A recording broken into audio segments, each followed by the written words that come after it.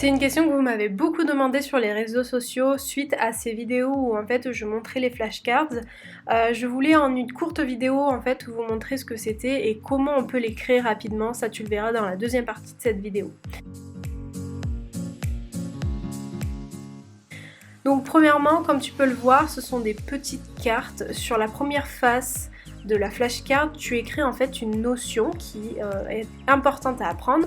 Donc ça peut être comme ici des définitions de la personnalité, ou alors des critères diagnostiques que tu dois apprendre si tu es en psycho, ou alors un modèle théorique, ça peut être vraiment n'importe quoi, c'est à toi d'ajuster en fonction de tes cours.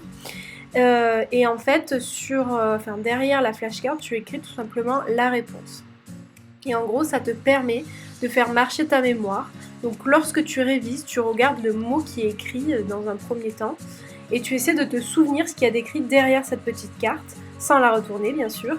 Puis dès que tu penses avoir la réponse, donc tu peux le dire à voix haute dans ta tête, tu retournes en fait la carte et tu regardes si tu as eu juste ou pas, comme tout simplement ce que je suis en train de te montrer par exemple. La personnalité schizoïde, je essaie de me souvenir et puis je regarde, ah ben oui c'est un mode général de détachement, etc. Schizotypique et ce qui s'ensuit. L'avantage en fait de ces petites cartes, c'est que c'est rapide à réaliser, si tu simplifies bien évidemment, tu peux les emporter partout, c'est une autre forme d'apprentissage et parfois ça change et donc ça peut te permettre de mieux retenir. La plupart du temps je fais un code couleur en fonction de mes chapitres et je les numérote au cas où je les perds. Comment faire des flashcards? Alors en soi tu peux les acheter, donc si tu écris sur internet flashcards, tu pourras en trouver. Je trouve que c'est quand même rapidement cher, c'est pourquoi on a tous des feuilles Bristol plus ou moins chez nous. Moi j'en avais beaucoup qui traînaient, des feuilles de formes différentes et de couleurs différentes. Tu peux tout simplement les couper, et ce qui est encore mieux c'est des grandes feuilles Bristol comme ceci, que tu trouves, moi personnellement je crois que je l'avais trouvé à Eclair ou Auchan, un truc comme ça. Tu as juste à les couper et en fait tu peux vraiment les couper en fonction de ce que tu vas écrire dessus. Donc tu peux soit en faire des petites, soit en faire des grandes, vraiment comme tu le sens.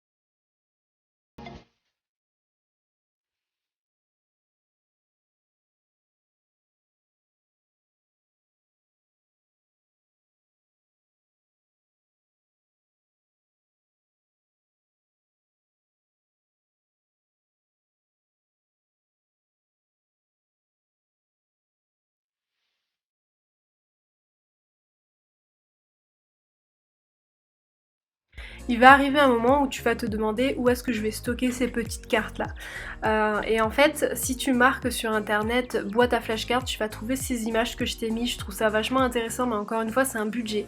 Personnellement, j'avais cette boîte transparente qui était pas mal du tout parce qu'il y avait des intercalaires. Aussi, je les ai, comme tu vas le voir dans cette vidéo, stockées dans une pochette avec une petite pince à l'intérieur. Je trouvais ça pas mal pour les garder. Ce que je te propose dans cette vidéo, c'est de les stocker dans des petits classeurs. Alors, il existe des classeurs plus petits encore, mais j'ai fait avec ce que j'avais à la maison. J'ai donc commencé par perforer les petites cartes pour ensuite les mettre dans les classeurs à feuilles Bristol. Donc comme tu peux le voir, du coup les flashcards semblent extrêmement petites. Et ce que je te propose, ce que j'ai pas fait dans cette vidéo, mais c'est de couper autant les intercalaires qui font partie de ces petits classeurs que le classeur. Tu peux voilà, donc couper pour que ça soit à la taille des flashcards. Et pourquoi pas mettre du masking tape ou du masking tape, si jamais comment on appelle ça, pour faire des finitions assez propres. Et comme ça tu auras un classeur dédié aux flashcards. Je trouve que c'est une bonne idée si on n'a pas forcément le budget pour mettre dans des boîtes qui sont proposées sur internet. Cette vidéo est maintenant terminée. Si tu as encore des questions sur les flashcards, je t'invite à me mettre un commentaire. Merci d'avoir regardé cette vidéo. Je te dis à dimanche prochain pour une prochaine vidéo. Bye!